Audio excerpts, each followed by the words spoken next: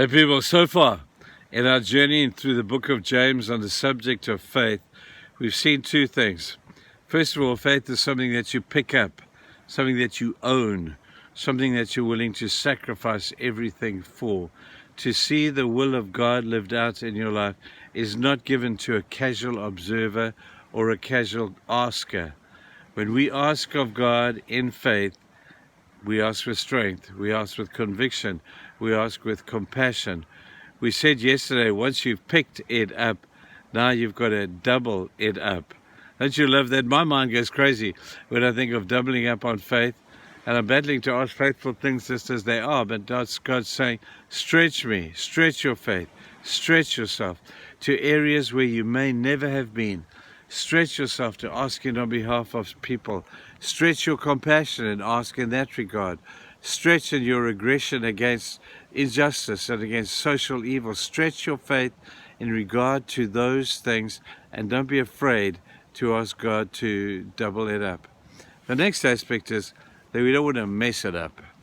We don't want to mess it up. I've been around for a little while now and seen people fly high in their Christian life and then fall. It's tragic when they fall. We walk a fine line, people, a very fine line. Please make sure you don't mess it up.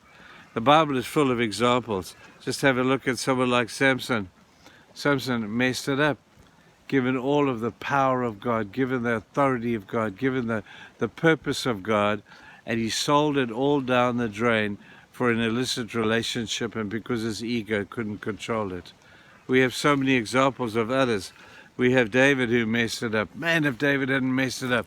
I'm glad David did, in a sense, mess it up, because we're beneficiaries in light of retrospect to know that mess-ups are redeemable. When you mess up, it's not okay, but it is okay, because we have a God who can redeem. We have a God who's able to take your worst mess-up and turn it out. You know what, people?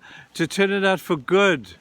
God can take your worst blunder and use it to make your best ministry at the end of the day. Have I not seen this time after time? Have I not experienced this time after time? That God can take your blunder and your mess up and use it for good. That doesn't mean that you deliberately go and mess up. That would be really counterproductive, and that would be really stupid of me to tell you that.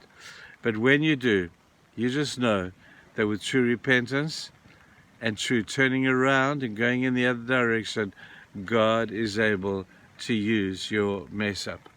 I know this because I've read the Bible, and I read about David messing up. I read about him messing up with Bathsheba. I read about him messing up with killing that army, and then realizing that that was the meanest, ugliest thing to do. I realized that he was redeemed just at the point of doing something stupid with Nabal. And some lady came along and said, David, that's a stupid thing to do. You don't want to have innocent blood on your hand, David. Turn around and go home. And David did. He did. And so even though he was tempted to mess up, even though he did mess up from time to time, he redeemed it. I'm so grateful that God is a redeeming God. If he weren't, it would be one strike and you're out. But it's not, as long as our response is appropriate. So let's not mess it up. Let's be aware that we have an enemy out there who would want to trap us, who would want to make us fall into places that we shouldn't be going, make us do and say and think stupid things we shouldn't be doing, thinking and saying. People, you know what I'm talking about. You've all been there. I've been there. We all still go there. Make sure that your faith keeps you far from those things. That your faith in keeping focus on God is all you need at the end of the day.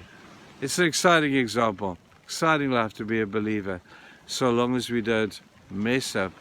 If we do, we fix up. Have a great day, people. My phone is in the rain. I better get out of here. Cheers, bye.